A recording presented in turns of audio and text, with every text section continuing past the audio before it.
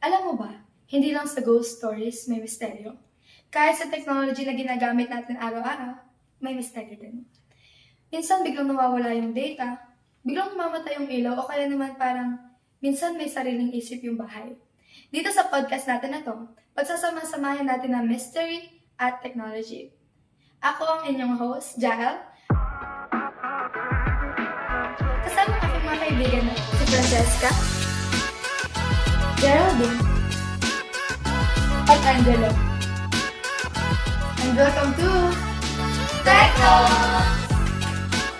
So, gabi noong 1998, may isang lalaking biglang nawala. So, iniwan niya yung kotse niya doon sa may gilid ng kalsada pero umaandar pa rin yung makina. Pero ito yung nakakapagtaka. Biglang nag-off yung headlights. So, sino yung nagpatay ng ilaw? May kumidnap ba o may iba bang kwento sa likod ng misteryo ito? So, yung kwento kong ito is tungkol sa ilaw ng kotse na biglang namatay. Ay, sa witness. Nakita daw nila yung kotse bago daw iniwan. So, tahimik lang, nakastill, pero madilim. Wala talagang nagbubukas ng ilaw ha. So, kung iisipin mo, hindi naman basta-basta namamatay yung headlights kung walang pumulindot, di ba? So, investigators started wondering kung hindi tao, ano yung nag-control? Turns out, hindi pala ordinary yung kotse yun. Isa pala siyang experimental car na may software design para mag-manage ng fuel at ng safety. So, in short, may AI na nakalagay. So, yes, artificial intelligence. Yung headlights, hindi tao yung nag-turn off. AI nga. Yung algorithm yung nag-decision. So, hindi crime scene yung nangyari, kundi glimpse of the future. Hindi halos karamihan pala ngayon gumagamit ng AI. Yes, kasi kung tutuusin, hindi na nakakataka yun. Kasi halos lahat naman ng industriya, as you said, gumagamit na talaga ng AI and machine learning. So, sa transportation, self-driving na yung mga kotse katulad ng kanina. So, sa healthcare, AI na din mismo yung nagda-diagnose ng sakit bago pa lumala. Sa finance, nagde-detect ng fraud, and sa online shopping tulad ng Shopee or Lazada, AI yung nagre-recommend ng mga products para sa'yo. So, lahat ng ito is supported ng malalaking platforms na talagang ginawa para sa machine learning applications. Yung kotse na yun noong 1998, parang warning siya.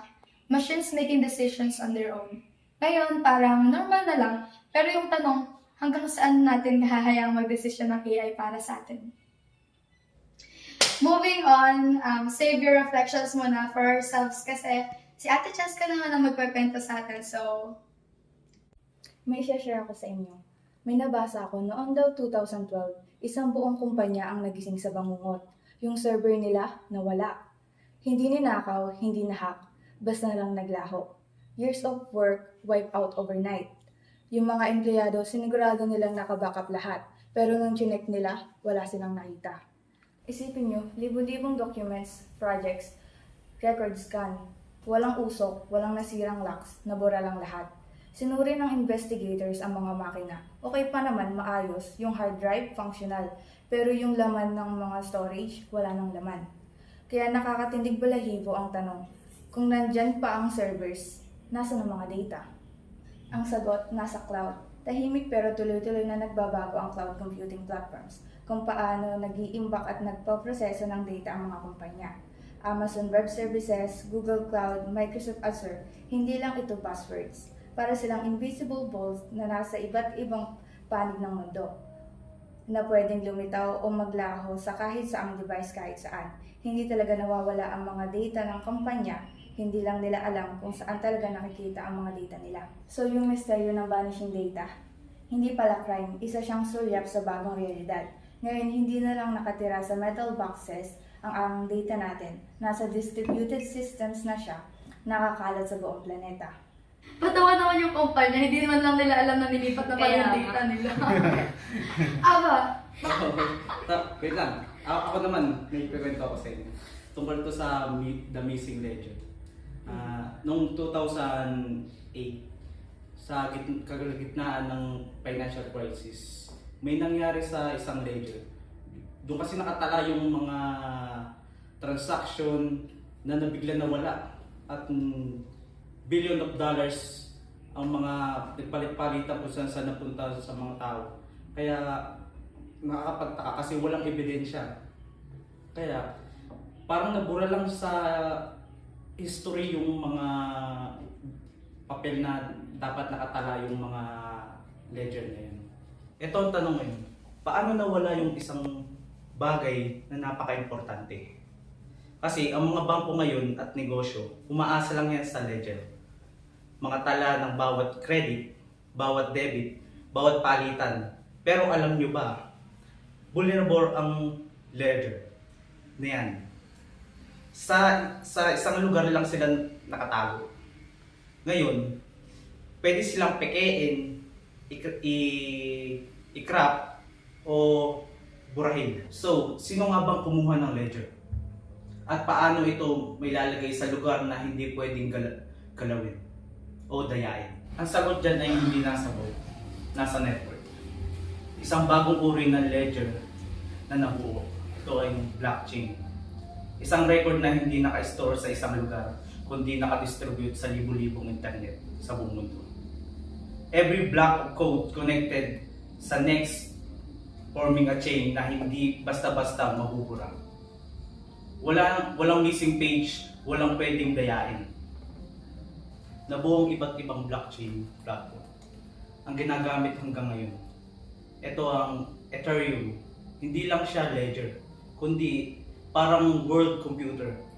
Dito, pwede ka mag-build ng decentralized app from finance to NFTs. Meron ding Hyperledger. Perfect siya para sa businesses. Secure, permission blockchain for supply chain, healthcare, and finance.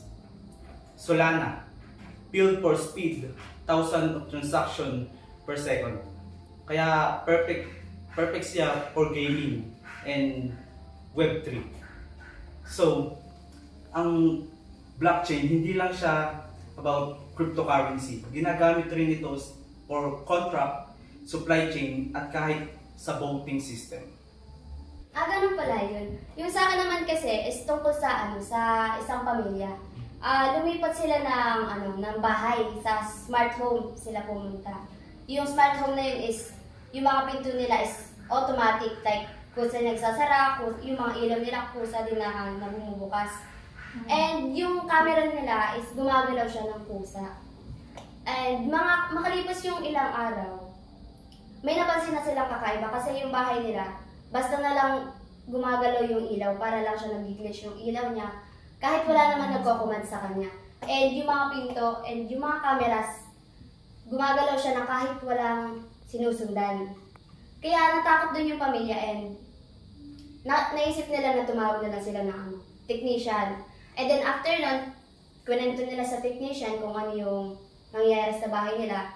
Kaya sinabi ng technician na normal lang yun kasi smart home yung bahay nila. Nag-a-adapt lang yun ng usage.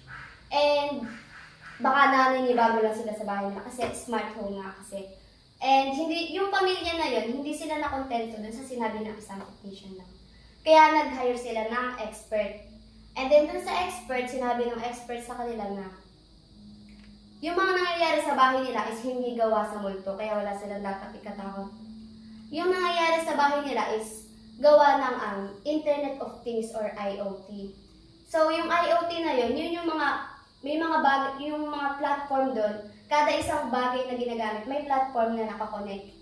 So dahil doon, gumagalaw yung mga bagay sa bahay nila nang walang nagko-command. Ibig sabihin, kahit nasa trabaho ka, pwede ka mag-check ng cellphones, pwede mo makita kung ano yung nangyayari sa bahay mo. And ibig sabihin din ito, hindi porket nakikita mo yung bahay mo is ikaw lang yung nakakita nun.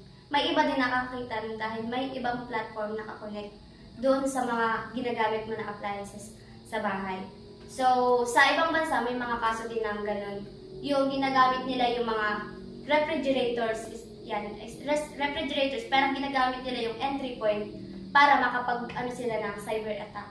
So, ibig sabihin, yung akala mo na bahay mo naligtas ka, hindi mo alam na mas marami pang may alam sa'yo tungkol dun sa bahay mo. Kaya, hindi yung multo yung dapat yung katakutan sa panahon ngayon.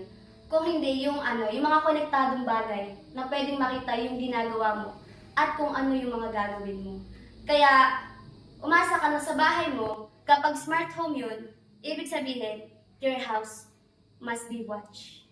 Lahat ng story na sinare natin, kung mapapansin nyo, di ba, parang lahat sila sa una nakakatakot. Pero kung Yes. titignan nyo talaga yung yung pinakanilalaman, hindi talaga siya ghost story.